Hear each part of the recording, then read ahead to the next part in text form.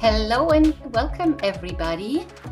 And we are so happy to have you here. Welcome to our webinar today, Scaling Up, Capturing the Commercial and Industrial Solar Opportunity. My name is Daniela Schwartzman, and I'm with BayWa RE. I'm the Marketing Relationship Manager, and I am super excited to be your host today, together with our wonderful partners from SMA and Unirac. As people log on, just a little bit of housekeeping. You will see on the bottom of your page, you will see a Q&A button. Please make yourself familiar with it. This is where you can ask questions or put in some comments for our speakers, and I'll do my best to ask those questions as we go along, but there will also be some time at the end of the presentation to answer those questions. So let's talk a little bit about BayWa. I would like to take the opportunity to make sure you know about our upcoming events. We have installer trainings come up in West Boylston and in Bordentown. We have 2 Tesla Powerwall 3 trainings. We would like you to join us for that one. And also we will be at RE Plus. Very exciting. You can visit our booth 48026. Reach out if you have any questions or you'd like to meet with our team. We have 2 fantastic events for you planned together with our partners. So we have a solar and storage scavenger hunt with our partner SMA here. It's going to be a happy hour and wonderful prices. So keep your eyes peeled for that one. And also we have a strike and social bowling party, an exclusive networking event for you and our partners.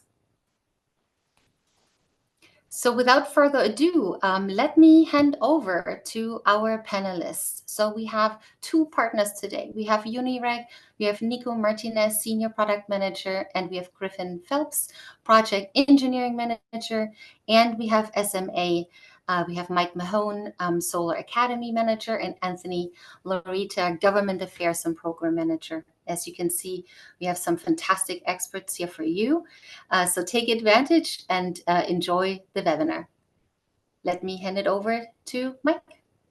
Awesome. Thank you so much. Can everybody see the screen? We had a great introduction for Nico and Griffin and myself and Anthony. Thank you again, everyone, for joining. As mentioned, there is quite a bit of information that we're trying to provide, but feel free to ask questions, and we will have some time, I think, at the end for a quick roundtable discussion as well. Some legalese to get through before we dive into the actual content. And then we're going to start the presentation. Like we said, we want this to be interactive, so we're going to start with the poll question. So question number 1, which you can read, but we will launch the interactive poll as well for you to respond to. Yes, let's launch the poll. My company is planning to take on small or to large commercial projects, projects of 100 kilowatt to 10 megawatts within the next 6 to 12 months. Please choose one. Yes, no, maybe, or already doing it. So you can start voting now.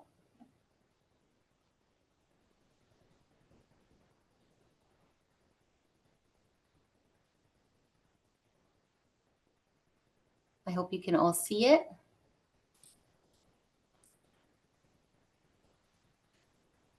I cannot see the movement, so if we have enough results, we can maybe save the result and show the results. Yeah.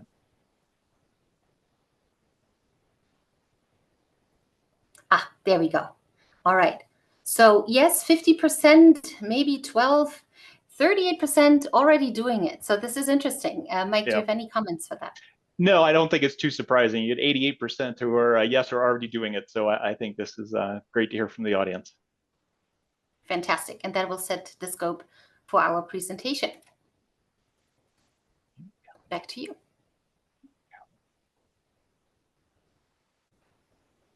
For this, I'm going to hand off to my coworker, Anthony, to take us forward. Great, thank you, Mike. Hello, everyone. My name is Anthony Laurita. So today we're going to hear a lot of really great discussions, and this is kind of our roadmap for today. We're going to take you along a journey from market landscapes to technical support, transitioning into the C&I space and how to do that with the capabilities. And then we're going to have a nice panel discussion with some audience interaction. So we can go ahead to first diving into the market landscapes, which there's a graph that Sia and Wood Mackenzie have been putting out very recently on what's the outlook of C&I solar. So over the next 6 years, we're looking at about 11% on average growth for the C&I solar sector. That is dependent on a lot of different factors, from the Inflation Reduction Act to all of the money that's coming down the pike from government agencies, state programs. But this doesn't really depend on who's going to be in administration. I mean, whether it's a Republican or Democrat, there is a ton of excitement on solar. I'm constantly down on the Hill talking with folks, and they're just loving the money coming to their districts. So we'll kind of dive into the next slide to talk about some of these incentives. So in the Inflation Reduction Act, we have a ton of different mechanisms that have reintroduced tax policies, but also kind of set them out for the next decade. There were some that are sunsetting this year, but they're just getting a brand new name and they're going out for the next 10 to 12 years. Some of those are the investment tax credit and the production tax credit. So the investment tax credit is calculated based on a percentage of total eligible project costs. You can get like an upfront check. And there's also the production tax credit, which is based on the amount of electricity produced. That combined with other tax incentives like energy communities, which is an example that a lot of folks don't know about in the residential and C&I space. If your project is going to be developed in a community where it used to be labeled as, a fossil fuel area, then you can get a 10% bonus adder. There's more bonus adders that I'll hand off to Nico in 1 second. That's domestic content. You can get upwards to 70% of your total project cost helped and covered by the Inflation Reduction Act grants and tax incentives. A lot of folks don't know about that. So it's really about educating the customers, talking with different folks about how you can take advantage of that. And in 2025, in January 1st, these investment tax credit and production tax credit are both getting new names. They're just going to be called the Clean Electricity ITC and the Clean Electricity PTC, and they keep amping up over the next 10 years. So we're really seeing a lot of excitement. Something else that is going to change the future landscape in California for the C&I space is, net metering in California. I'm sure a lot of you are aware of some state legislature policies that have come down the pike last year that have really impacted the residential and C&I space. But some really optimistic good news is that the Supreme Court is finally taking this net metering policy into consideration. They're reviewing it now, and they're going to make a decision soon.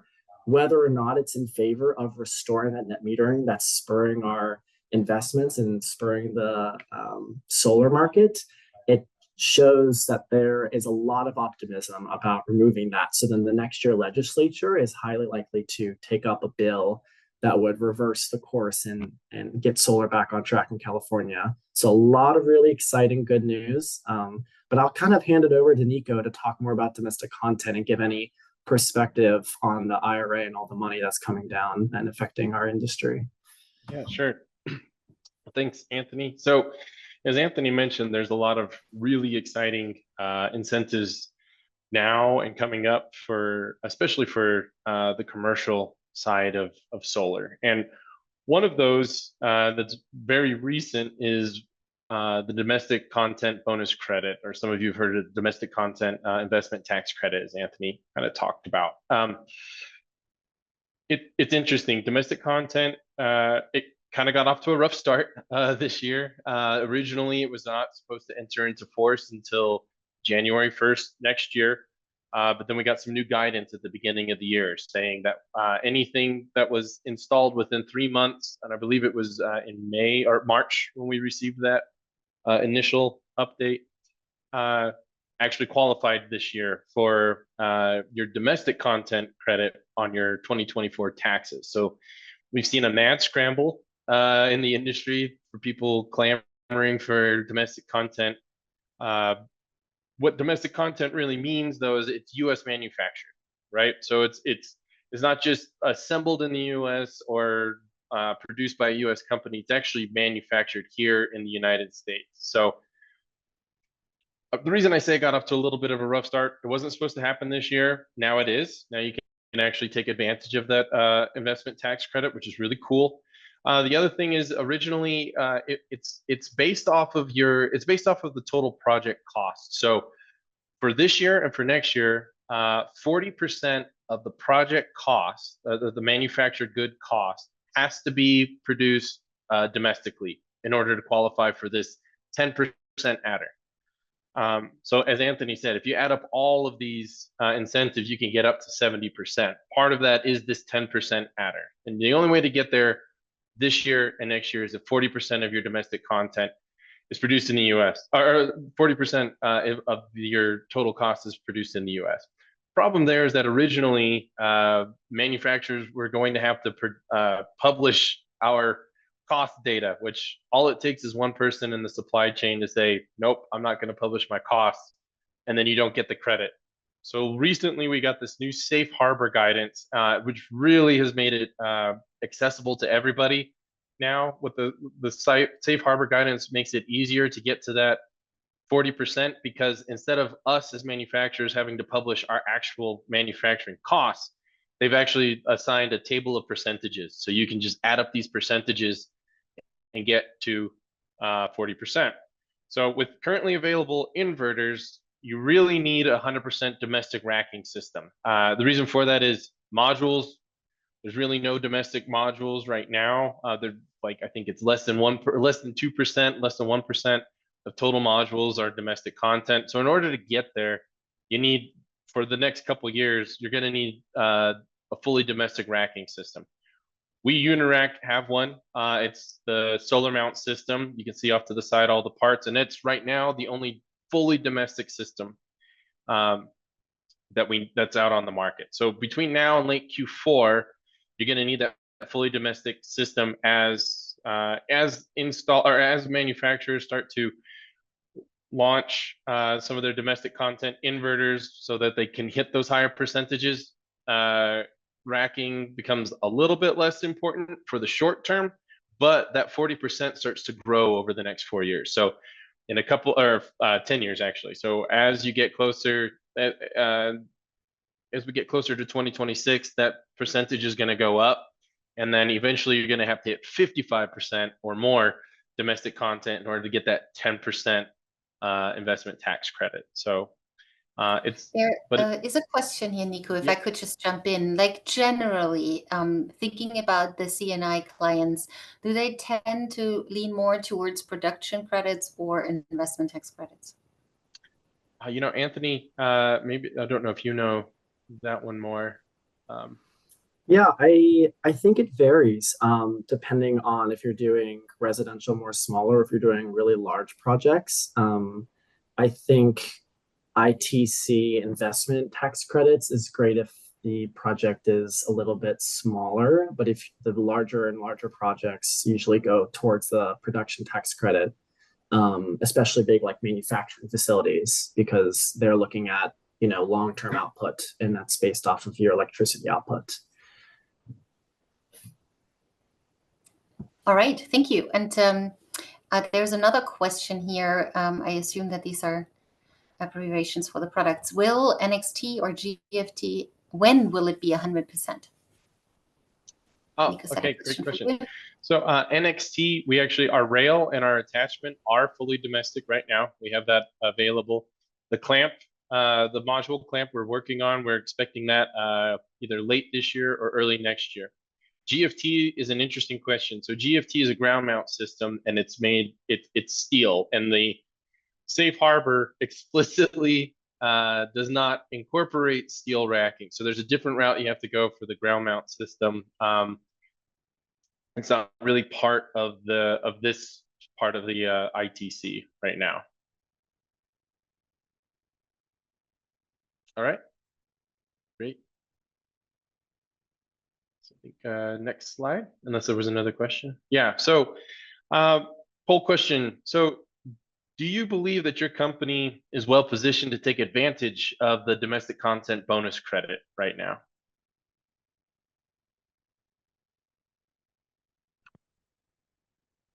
And Daniela, I don't know if you can see the live stream results. I can. We have about 27 of 55 already answering. We're now past 30. I cannot see it. There it is. Okay. Yes. Okay. Perfect. Okay, you Do see now? Okay. it? Great. Let's wait a little more. Yeah, we're slowing we down, have but we still have a good number of participants who haven't answered.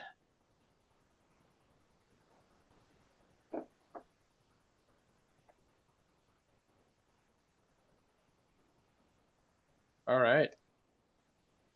This is interesting. So we have like a number 34% say no, they don't think they're well positioned to take advantage yet, and unsure. So maybe you can comment on that result. It's probably not surprising. Yeah, no, not too surprising. So the investment tax credit, there's a lot that goes into the domestic content bonus credit. And so it's not surprising that a lot of people are unsure or don't think that they're well positioned. What we highly recommend from Unirac and what we've been working with our customers on installers across both residential and commercial is make sure you're talking to some financial advisors, tax advisors especially, because you really need to make sure that you're well positioned if there were ever an audit to prove that you have domestic content. But really, we're expecting a lot of the financial players to lead the way on this and help with all of that. So, and that is a perfect segue into question number 3. Yep. Do you have a finance partner who can help you navigate the domestic content bonus credit?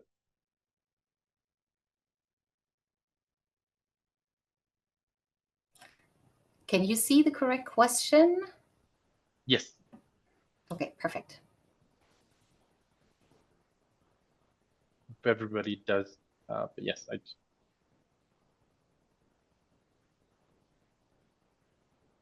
All right, I'll hand it to you whenever Yeah. It's slowing down.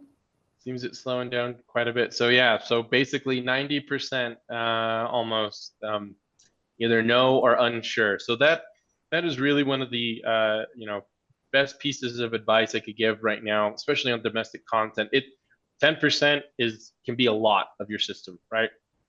We're talking for some of these finance partners who are working with major installers across the country, that's millions and millions of dollars back in their pocket. So they really want to work with people on this, on the domestic content credit. So I highly recommend talking to, if it's not you that knows it, talking to your financial team, your accounting team on who do we work with on the finance side, and do we know if they're positioned. We have a number of partners. I know BayWa also has some finance that they can help with. So there's a lot out there. And as we've all been learning as an industry on this, it's growing and people are understanding it more and more. So, all right. Awesome. Thank you. And I will hop in. This Mike from SMA. We're going to go through a little bit to kind of change the focus to a little more towards technical support and standards, some boring code-focused things, but they are important, particularly when talking about commercial. We're going to talk a little bit about UL 3741, what that standard is, and the implications primarily for commercial flat roof systems. We're going to talk a little bit about tips for compliance and quality, the support that both Unirac and SMA can provide folks, and that segues very nicely into also training support and resources that our companies can provide. I promise I won't take too long on this slide. I know it's pretty boring stuff, but we're talking about rapid shutdown. UL 3741 is a method for full compliance with some of the requirements for rapid shutdown. So in a nutshell, in 2014, rapid shutdown showed up in the NEC, and there were requirements for conductors leaving the array vicinity. Things really changed in 2017 and now going forward. In most jurisdictions in the US are on 2017 or higher code, so this is important. In 2017, there was a requirement for inside of the array conductors. If they needed to be controlled, there were requirements for those. The only clear method to comply in 2017 was to bring voltage down below 80 volts. So the industry standard really from that time on became voltage reduction, going down under 80 volts, module level power electronics. Even in the 2017 code, there was an option to do something called a rapid shutdown array, but there was no listing process to actually make that real. So it was on paper, but it wasn't realizable. The same for 2020. The wording changed for that alternate method for compliance to a PV hazard control system. And that's where UL 3741 comes in. That is the listing process to get that listing that is a full method for inside of the array requirement compliance for rapid shutdown instead of the 80 volt limit. That standard wasn't published until very late in 2020, so it wasn't until well into 2021 that products could get listed to this standard. But since then, there has been quite a bit of activity to have this realizable alternate method for full compliance to the inside of the array requirements for rapid shutdown 690.12. And the very nice thing is when we're talking about flat roof commercial, all of the Unirac products that have this 3741 listing for flat roof commercial, if the array is built according to Unirac's installation instructions and the 3741 addendum, and the inverter can be placed within 1 foot, so the DC conductors remain inside of that array perimeter, there is a possibility of not needing any voltage reduction whatsoever within the array. That means the 3741 listing is valid all the way up to 1,000 volts open circuit. So with some layout details of the array, placement of the inverter, this can provide a huge benefit and change to installation process, reliability of the system over time and servicing while being fully code compliant. So, Nico, I don't know if I missed any details on this, or if you want me to go ahead and go to the next slide. Or I just to add, what Mike said, add to what Mike said. So we've Unirac, all of our flat roof systems are 3741 with the SMA inverters, a huge selection of SMA inverters. But what's cool is we've also done all of our rail systems as well. So if you don't want to do a flat roof system, or if you don't have a flat roof system, if it's a metal roof with a shallow slope, or you need to do tilt systems instead of a flat roof system, we have all of that as well. One of the big things of UL 3741, it's not only it is the layout, and a huge part of that is the wire management. So wire management plays a key role here in protection of the wires. But what's cool is that if you meet 3741 and you can put that SMA inverter within a foot of your array, then you eliminate all of those MLPEs off of every single module. So yes, I get this question all the time. Doesn't the wire management get a little bit more hectic? A little bit, not really. You still have to go row to row. You still have to protect those wires, but now you're pulling a lot of extra material off the roof, and that really helps with the labor and materials costs. There is a question that is associated with that. Do the roof attachments also have to be part of the UL 3741 listing? For example, can we use solar mount with S5 attachments? Great question. So solar mount and NXT are unique in the industry in that they have 2703 UL 2703 certification with S5. We actually partnered with them to get that. We're the only ones right now that have that 2703. Because we did that, that is part of our 3741 filing. So as long as you go into our install manuals for both solar mount and NXT, it's not the full breadth of their attachments because they do have some unique ones out there. But as long as you match what we have in our manual to what you're trying to install, yes. And the other cool thing about S5, to kind of take a step back, a lot of their production is also done in the US, so you have a potential to also get that domestic content bonus credit as well with them. I mean, obviously you need to work with S5 on your specific parts, but yes, we do have that as part of our system.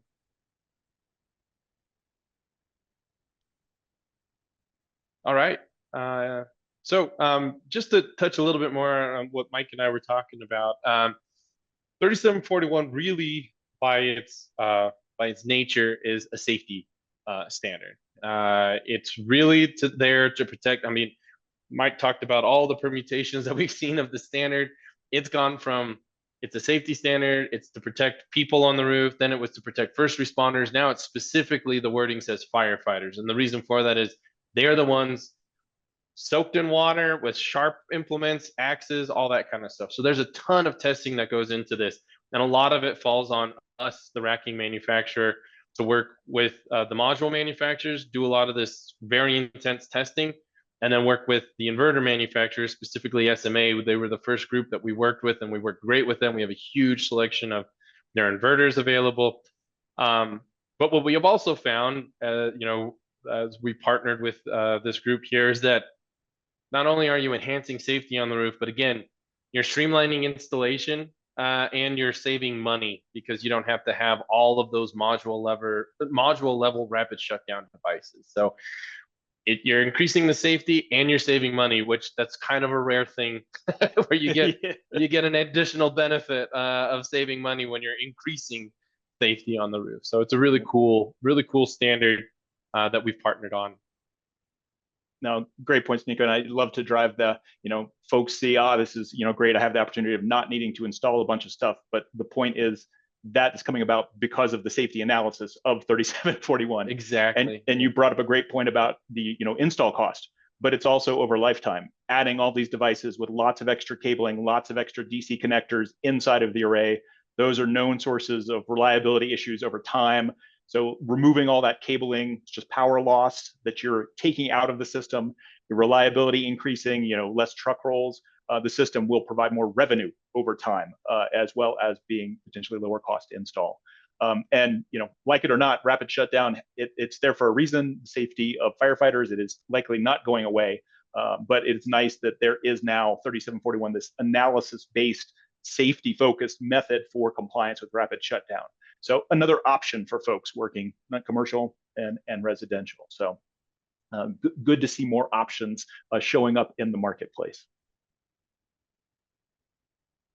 Switching a little bit to kind of support, some of this 3741 may be very new to folks and you may feel a little confused.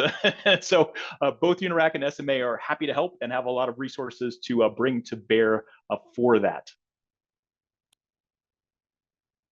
There is like a kind of a comment here and a question as well. So it's great to hear SMA 208 volt solution. That is a very common question, and I would have to say we are well in the design and engineering phase of the replacement for the Core 1 inverter that we will see shortly. My understanding is there will be a native 208 three-phase version of that next generation, but I have to deliver the probably unwelcome news that we shouldn't expect to see that for the current generation of Core 1, or perhaps even the STPX. So sorry.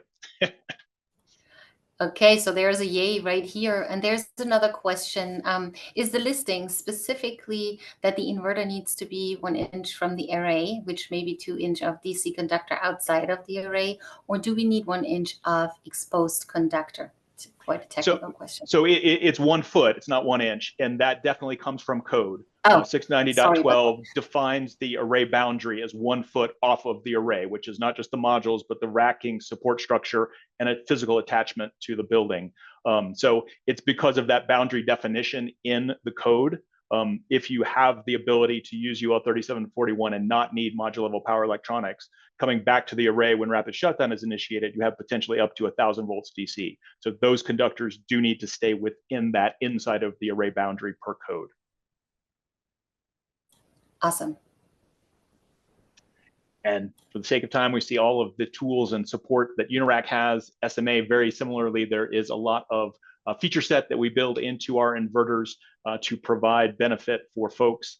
Some of that we'll talk about a little bit, but there are things like if you're taking module level power electronics out of the array for code compliance, it's important to understand that the SMA inverters have our shade fix built into the inverter. So that's our shade, power optimizing MPPT algorithm that can handle partial shade, as well as monitoring for you to be able to see what's going on in your systems over life, and service support should something go wrong. So quite a bit of support in terms of the hardware and the service.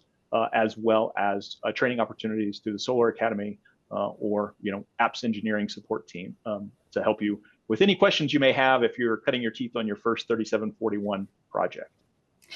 Mike, there was that question just popped up as you started talking.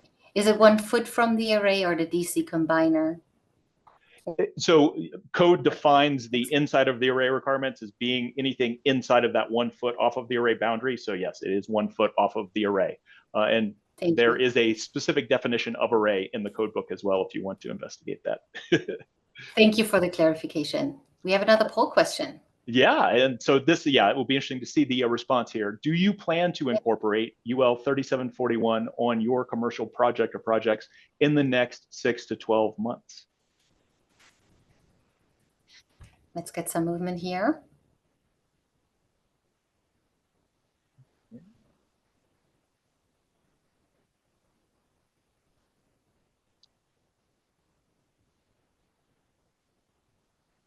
It's a pretty clear result.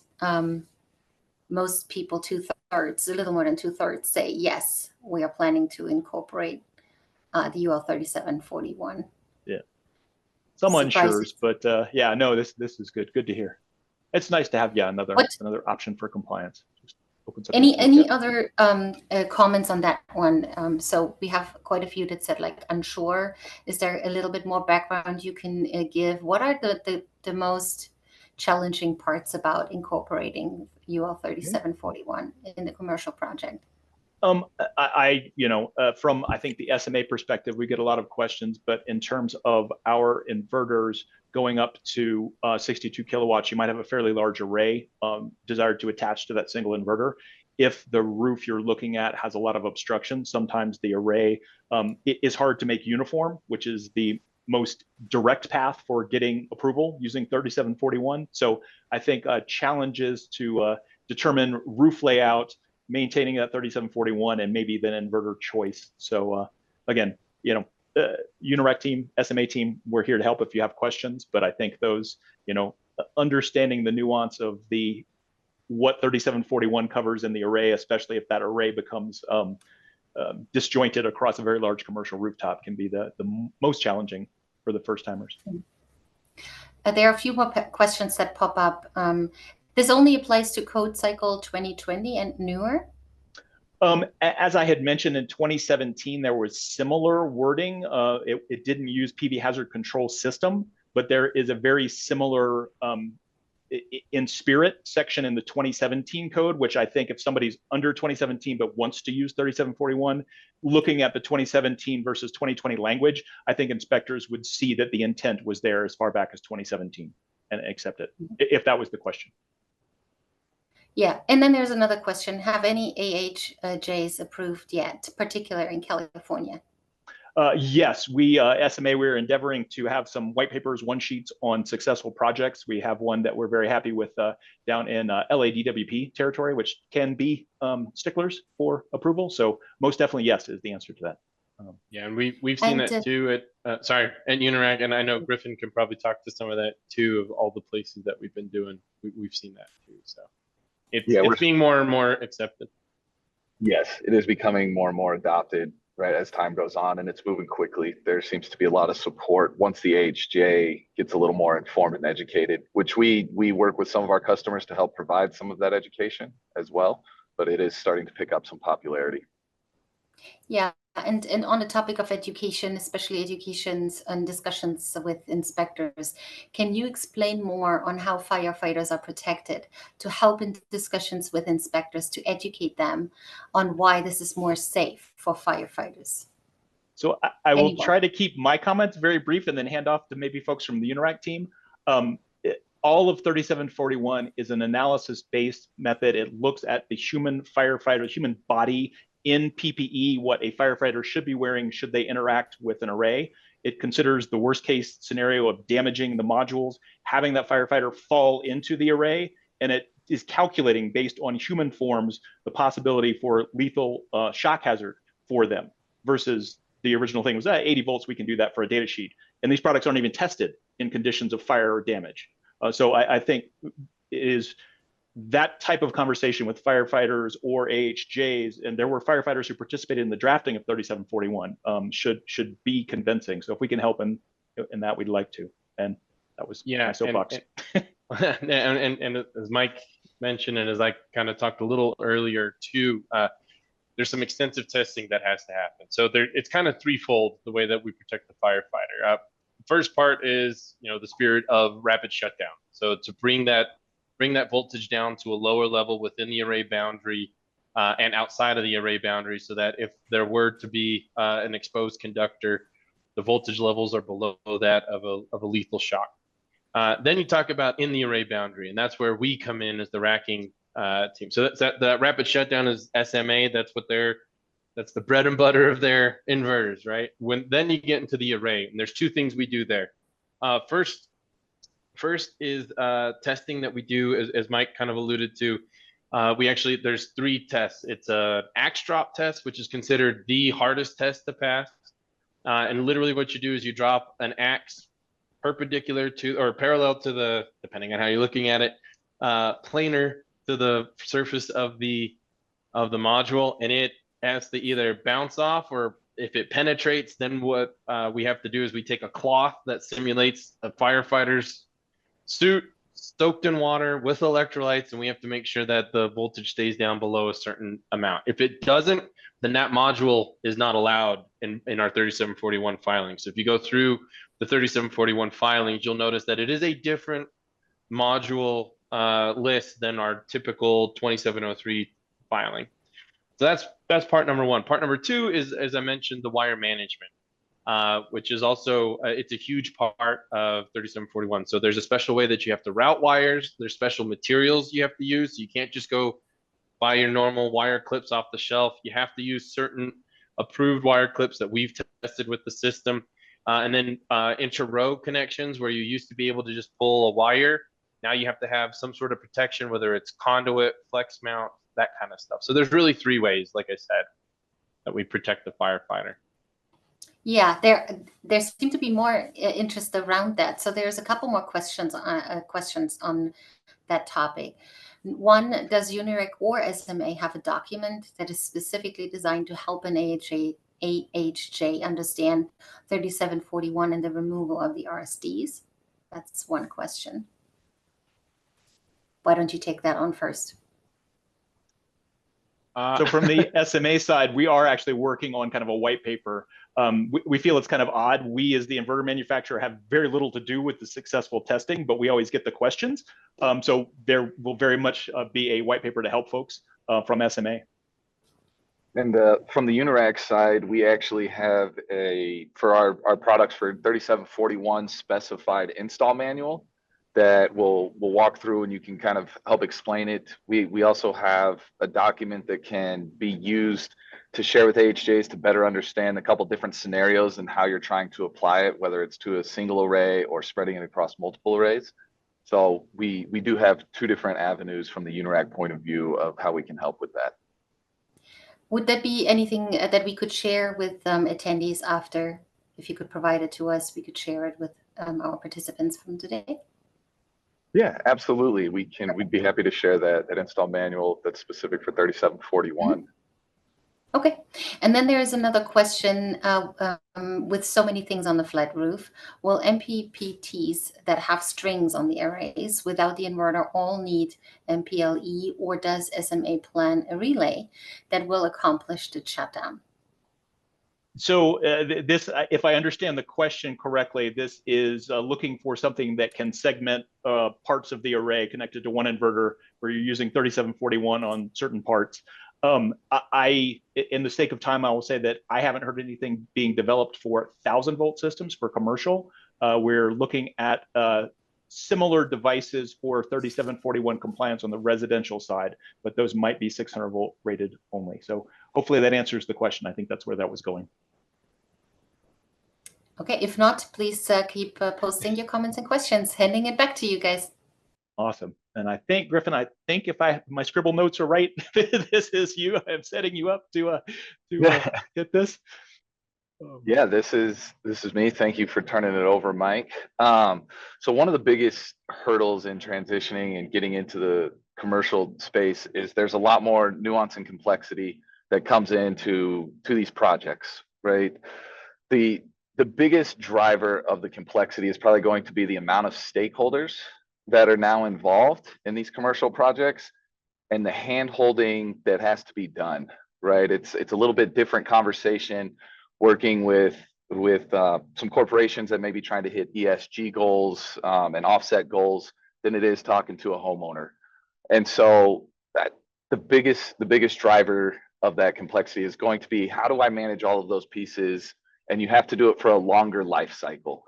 So when you start looking at these designs and commercial designs, right, your interconnection application process in particular and your AHJ application process will be much longer. And I can get into a couple examples where we have worked with some companies that entered the space and lessons learned the hard way on their projections.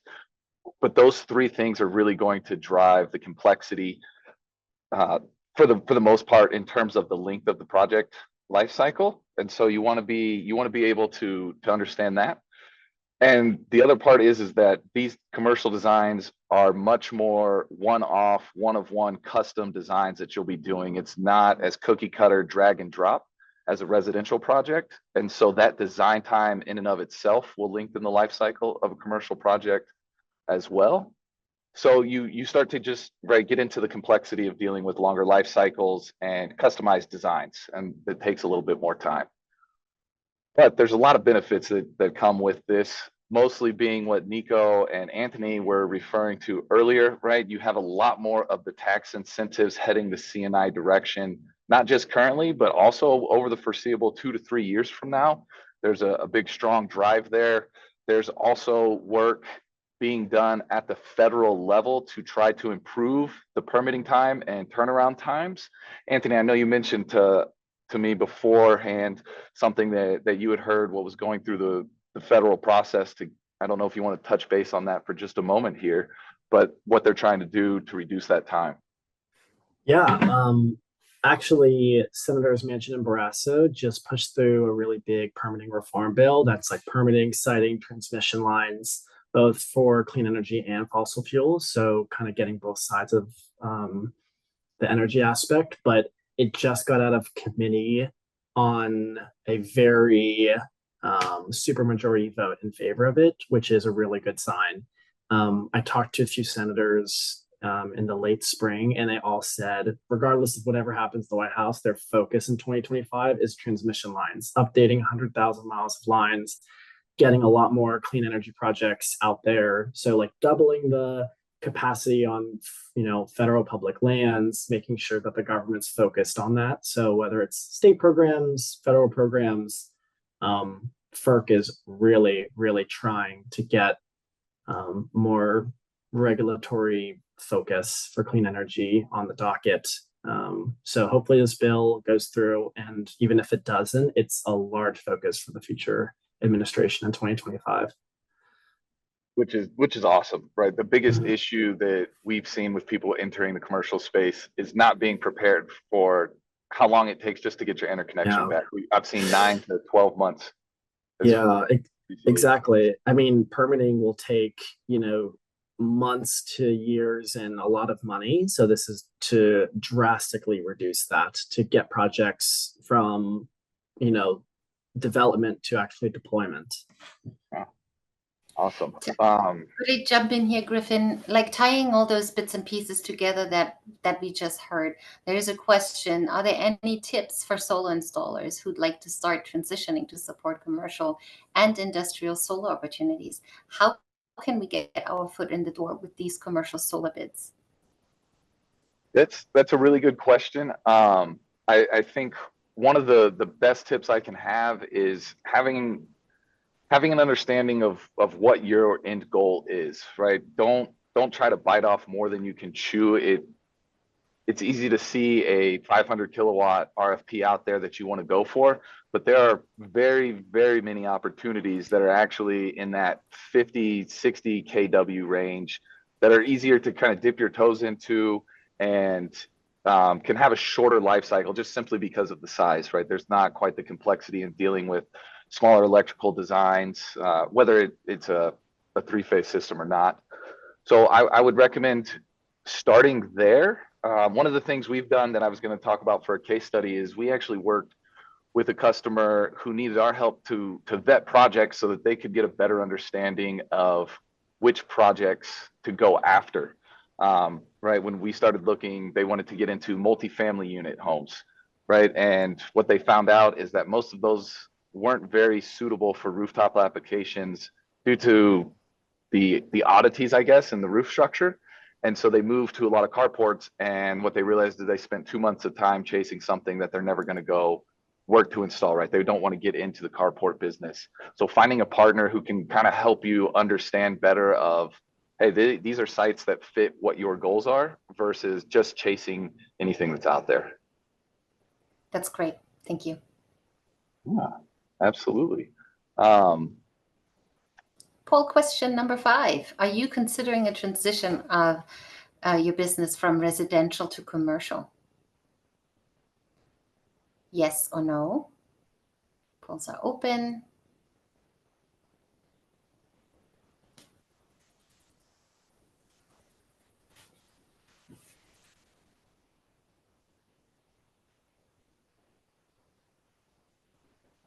Yes, so it becomes really clear the commercial segment is really interesting with all the different support that's in place. It has its complexity, but we can see most of our attendees are considering to transition into that business. Would you like to add anything to that one, Griffin? No, and I'm not surprised to see those numbers, especially when you look at the stability of the commercial market compared to the residential market in the near term and medium term. So, you know, we're excited to support that transition. We think we're well positioned. Part of what my team's responsibility is working to help people enter this space and start to understand the designs. And I'm not surprised at all. Yeah.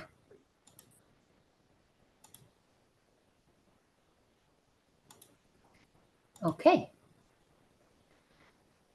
Are you actively bidding commercial projects? So are there any people here that are already one step ahead and bidding on projects? Kind of similar movement like in the previous question.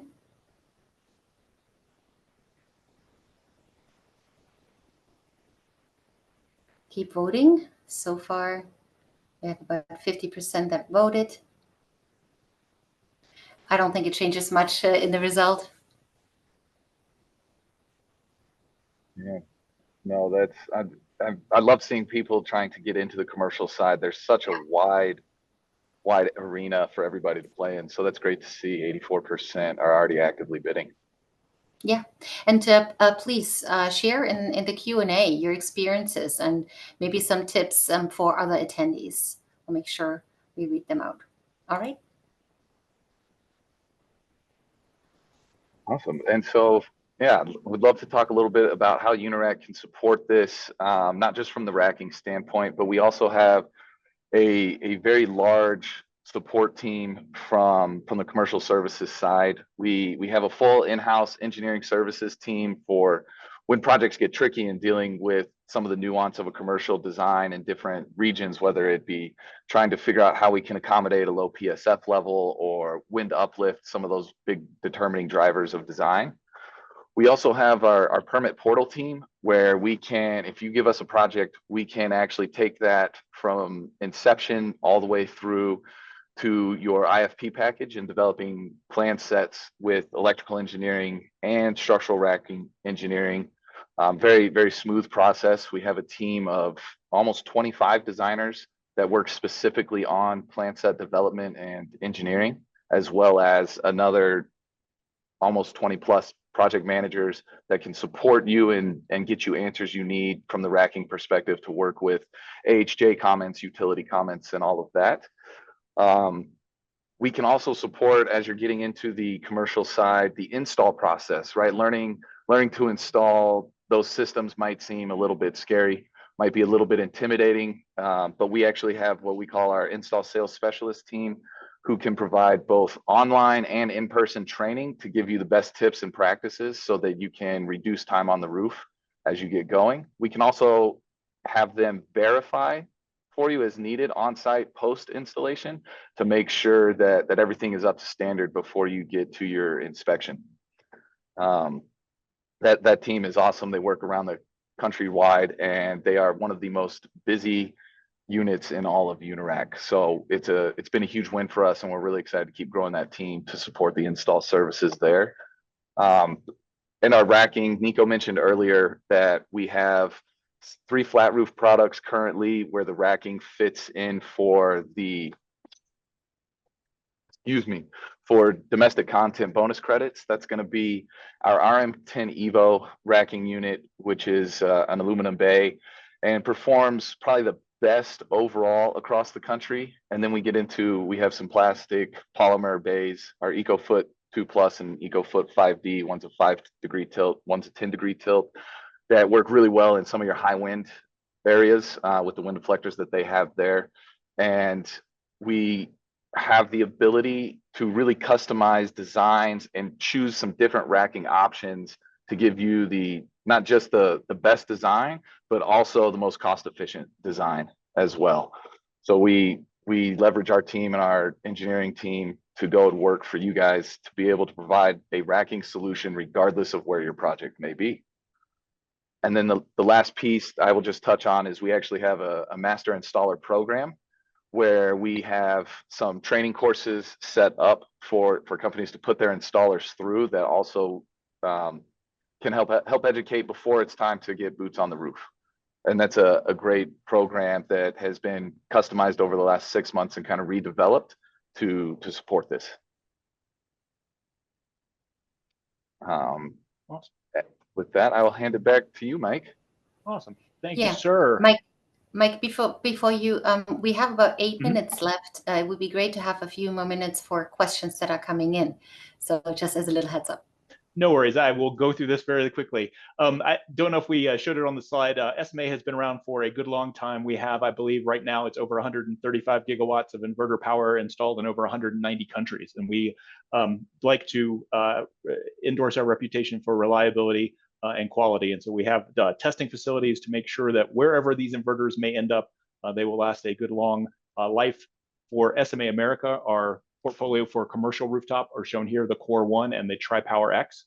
And it says over 2 gigawatts installed in North America for the Core 1. I got an update today that's over 2.6 gigawatts just for that product alone. So definitely the champion. But the Tri-Power X is worth noting because it is a smaller power class. And sometimes when you have those convoluted roofs, if you are aiming to utilize UL 3741, smaller power class may be a benefit actually for the approval. The Core 1 is meant to be freestanding, very easy to place close to an array. The Tri-Power X has a roof mount tilt back kit from SMA to allow that close placement to the array as well for that easy compliance. And with that, I think, yes, if we want to open up on a panel discussion, my understanding is the question here we don't have a poll for. Should I leave this slide up and we can dive into it?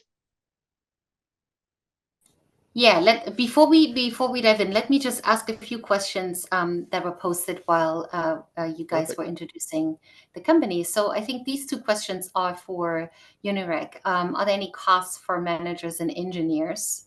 And do you have a timeline on those GridFlex 10 listing? Let me take that first question on here. There is no additional cost to use our commercial services team or our ISS team. Those come free of charge and are just a value add that we want to provide to make sure you have the utmost confidence in the system that you're putting onto the roof. So no extra cost there. GridFlex 10, we are currently starting to design for projects. I want to say we've installed about 2 megawatts, maybe just under 2 megawatts of it so far across a few projects. And we're expecting some more product to roll in here in the next 30, 40 days to go out so that we can start to fulfill a lot more of those orders that we're beginning to design with. It's currently, if you're looking for a GridFlex 10 design, you do need to reach out to us directly. It's not available to design through the public UBuilder application yet. So if you are interested, please reach out and we can get designs running for you. Yeah, Quick and just follow-up to add, question. oh, sorry. Oops. No, go Sorry for about it. that. Just a quick follow-up question on that one. Is the Gridflex 10 degree UL 3741 certified though? Perfect, because that was exactly what I was going to answer. So, Awesome. it will be 3741. So as Griffin said, we're expecting, what we call kind of our stocking order. Right now we're on a trial basis, so that's why you have to reach out directly to us. When we do the full launch, when we expect to have full product availability, yes, it'll have the 3741, and we've done that again in conjunction with SMA. So fantastic.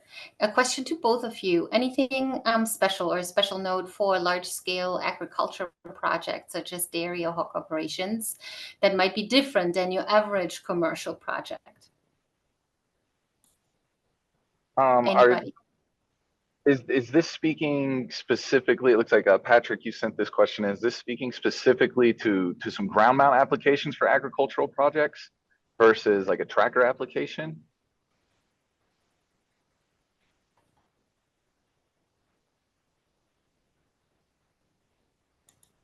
While he's typing this in, yeah, I can be a little more broad there.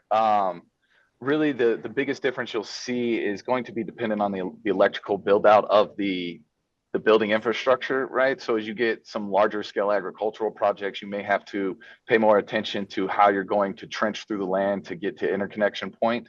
That's going to be one of the biggest factors to start off with. And you may typically run into a slightly more complicated electrical design within the building that will probably just get covered in a more thorough site assessment, right? Those are going to be much more thorough on the commercial side versus your residential site assessment. That's awesome. And as you know, you can always reach out after the webinar and reach us and all of our panelists as well. Let's dive in with our panel question. So maybe we go all you fantastic panelists. Best advice for developing a sales and project team focused on C&I business. Griffin, you want to kick us off? Yeah, absolutely. I think the best advice I have is the upfront time and monetary investment in educating your salespeople on what it is, on what it's going to take, because it is a much longer, a much more touch point heavy process in the sales cycle, as well as getting to the install. So I think your best bet is to invest upfront into your sales team to better discuss and hold conversations with customers. Yeah, Nico. and yeah, to echo Griffin a little bit on the sales side, the other thing that you have to understand, especially if you're making a transition from residential to commercial, or you're trying to add commercial to your residential portfolio, because it is such a different project cycle, typically what we see is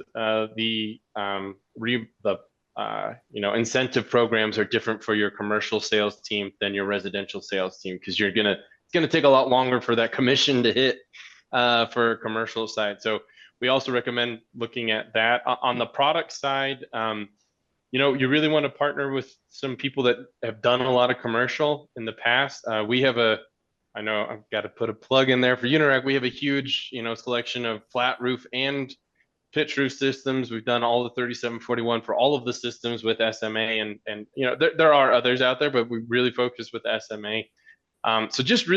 But because of that, you really need to understand the application, and working with somebody like companies like Unirac or SMA who have that, who have the expertise, who have the experience in there, really leverage those relationships, because going through our product catalog, especially as you're trying to dip your toe into commercial, can get very complicated, because we do have a lot, and we really know how to help guide you to, this is exactly the product you're going to want on that. And SMA, I know, has something very similar.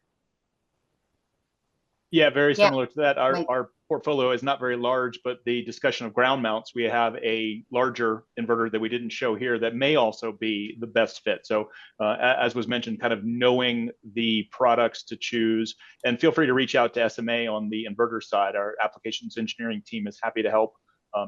That service is available free of charge. If you have questions, I'm looking at this design, what inverters do you think are the best? Yeah, definitely leveraging folks who are, building and testing this equipment. We'll be happy to help. Anthony, would you like to add anything? Yeah, absolutely. Kind of beyond what Mike was saying, just educating your sales and the customers, because the money that's coming down, they are begging to get the money out, because if they have the money and they don't use it, it's not going to look very good for the state programs and for the federal government. So, and every single one of these incentives we're talking about, they all stack on top of each other. It's not like if you pick domestic content, that's it. So you can do low-income communities, you can look at energy communities where it used to be fossil fuels, you can do domestic content, and there's maps that SMA helps develop, and there's associations that are so incredibly comprehensive on which specific areas qualify.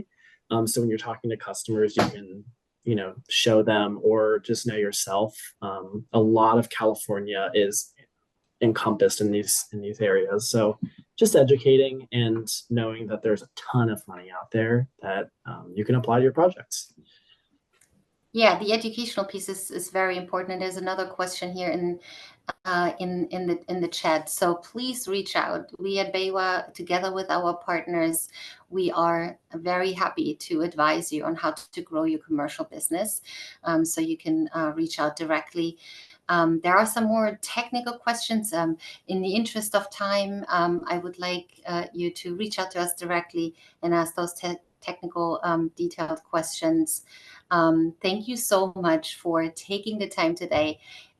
You realize we have like these fantastic experts here just educating us on how to get our foot in the door to commercial projects. So thank you so much, SMA and Unirac, for joining us today, for sharing your knowledge and your expertise, and for providing us guidance how we can make the most of this commercial segment.